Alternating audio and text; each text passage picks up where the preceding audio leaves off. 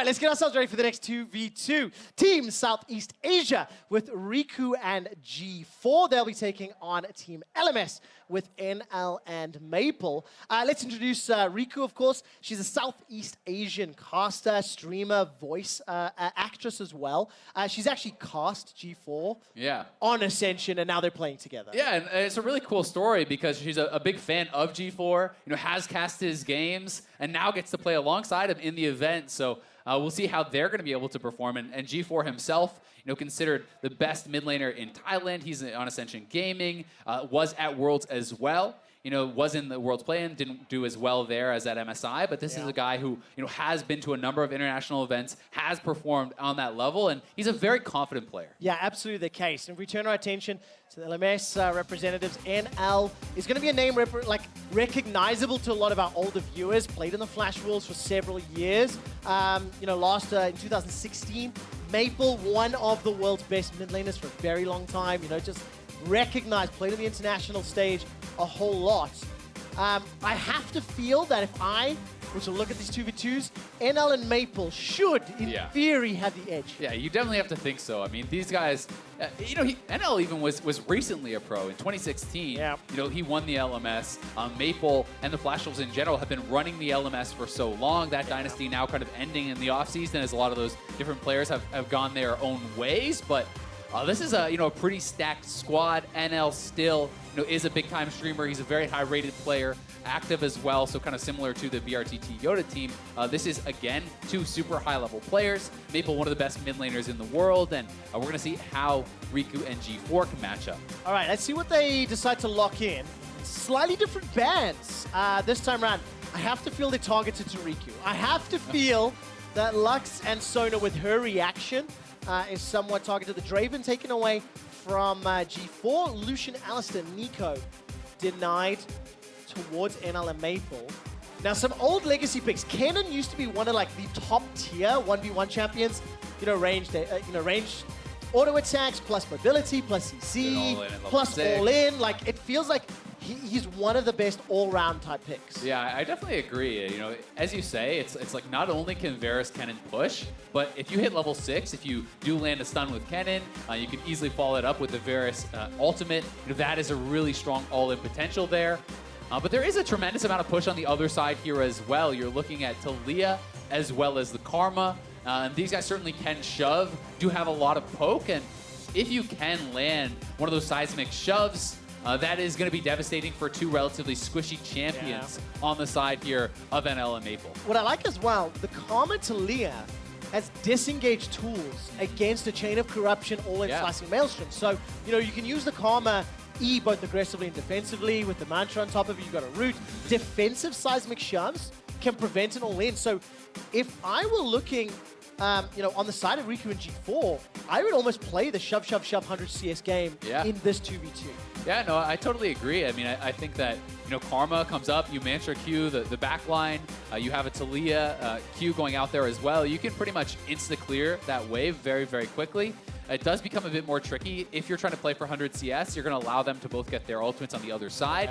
And then there can be this kind of push and pull where you see Maple and NL trying to kind of zone you off the minions and freezing the wave and doing these things to try to set up for their own all-in. But this could be a very exciting one. All right, let's see how it works out. I'm a fan of the 2v2 names, so I'm just going to keep running through them. Riku and G4, known as R4. And over the other side, Maple and NL. They are known as Naple. Naple? I'm going to be very careful with that one. We'll see how both squads will do.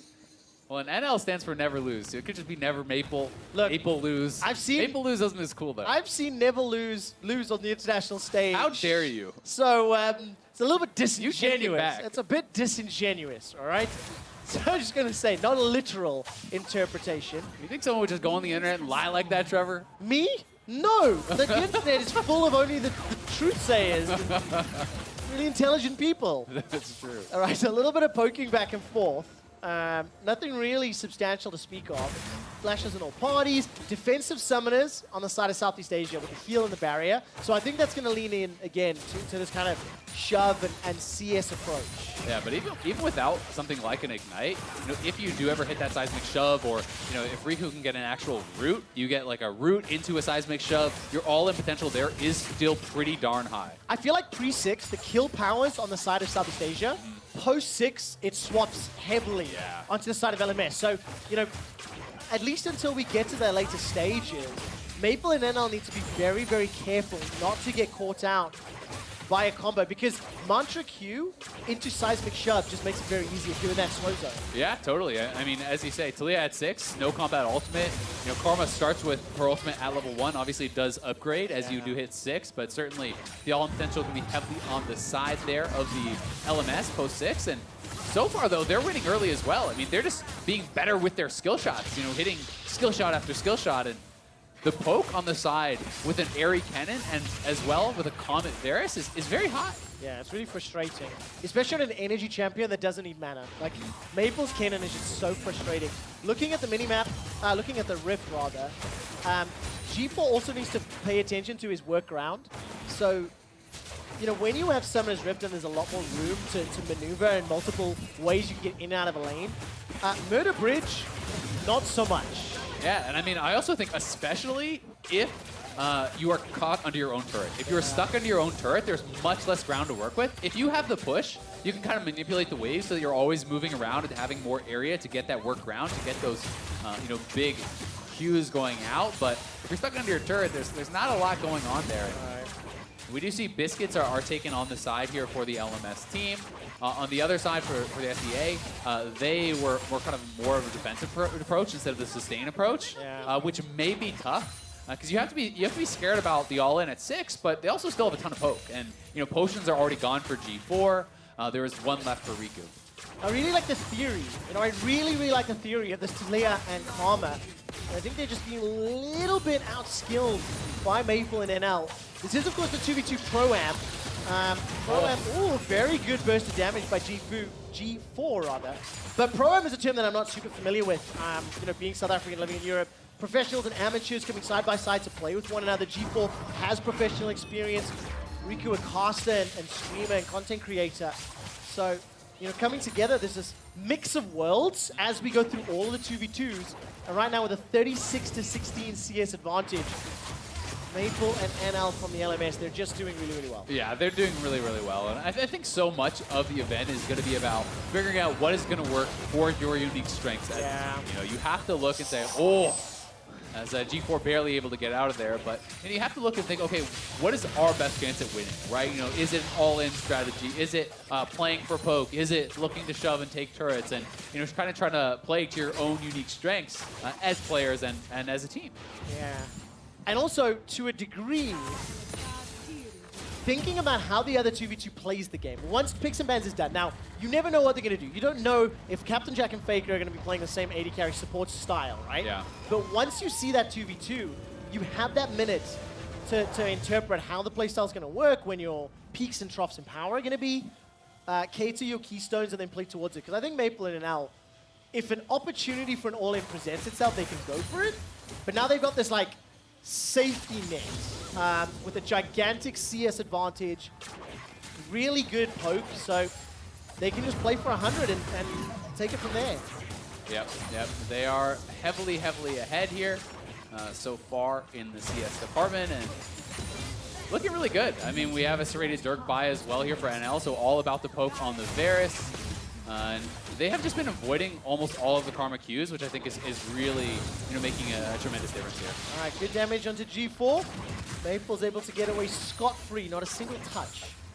20 CS is the lead that is building up, but also this tower is slowly being chipped away. So, if NL and Maple, with a fair amount of attack damage, can get some autos, I mean, this tower's down 60% hit points. If that tower falls, that might be the first tower victory, because we haven't had any CS victories yet, right? Both previous ones were double kills. Yep, we have seen a lot of kills, and that Q might have been a kill right there had it actually landed onto G4, who's again out of potions. So it's getting really tough. I mean, if he gets sent back to base again, They already are down, 20 CS here, so it's going to get tough, but doesn't have much choice as we'll be sent back to base, and we're going to see level 6s coming in pretty soon here for the LMS side. You can see that Maple's just about to ding 6, and then they have the potential of that all-in as well, so they have kind of all the options still on the table here for themselves. So I haven't been tracking it, but this game, roughly 6 minutes, 10 seconds is when the team in the lead, the CS advantage,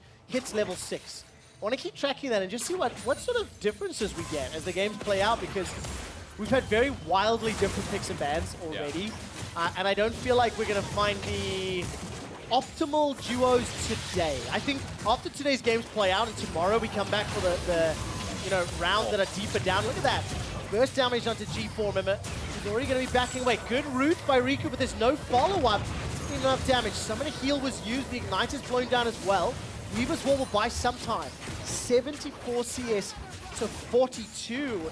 G4 and Riku, they need to find a way to punish Maple and NL. It's the only way to come back in this game. Yeah, we'll see if they can. I mean, 2 summoners are at least down for the LMS side, so summoner advantage on the side here of the SEA. We'll see if they can actually look for any potential all-in, but that is probably going to be very tough to do, as the LMS team doesn't have to go for an all-in. They can just sit back. They can use their CS advantage. They can play for that sort of style.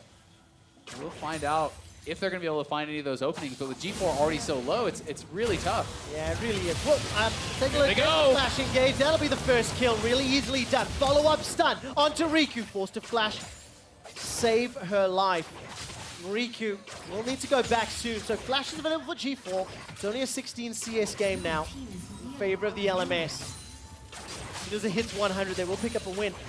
Remind me now, Varus was pretty popular in the 1v1s and the 2v2s of years gone by, right? Yeah, Varus definitely has been one of the really popular champions there. I mean, you have such good poke. You actually do have reasonable all-in at 6 as well, and he has good wave clear. There's like a lot of things going for this champion that make him pretty tough to deal with, especially on a map like this where there's not a lot of room to kind of navigate and get around behind a Varus. You can't flank him. You can't do anything like that, and there's also, a lot of skill shot champions are even stronger on this map simply because it's not that wide, right? When you are down around that turret, there's not a tremendous amount of room to kind of navigate and move around. Like shooting fish in a barrel. Yep. I'm quite surprised. We saw Talia banned in the Summoner's Rift NA vs new match earlier. We saw Talia picked here. When I was coming in looking at prep play 23-24, especially talking to Vedius, we were under the assumption that Talia may not be seen at all. Chain of Corruption goes wide. Never Lose is going to miss the most missed skill shot in professional play. And now Maple's going to get shoved around. 2 CS remaining, 1 CS remaining. This is the 100 CS victory for the LMS. I think someone expected. They played their 2v2 well, and they played to the win condition of 100 CS. Yeah, well played to them. They were definitely in control the whole time. They did get a kill to boot, so, getting a little bit of both sides of it there. And it was well played also by the SCA side, giving it their best. But I mean, that is essentially 2 current pros almost. I mean, NL, yes, he's been out of the scene for a bit, but still, this guy was recently a pro. Yeah. He was a champion of his region, and he's paired up with Maple, who's an absolute monster. Yeah. So the odds a little bit in their favor for sure. I really like the theory, though. I like the idea of what Karma and Talia were trying to do, but it just didn't work out. Maybe Talia's current power state. I'm going to say that's part of the reason why. This is a replay, I think, of just the first kill. Yeah. It's really good combination, and you can't afford to do that when you know that there's a reply. Yeah, but it's so tough, right? What do you do when you're already down 20 CS? You got to make some sort of move, and they tried to look for it, but the Kennen ultimate lands the stun, piercing arrow, free to hit. With that skill shot there, they burst them down. Well played to both sides, but the LMS squad going to be moving on. I really like the smiles. I like the laughter, even though people are losing. They will get themselves eliminated and knocked out.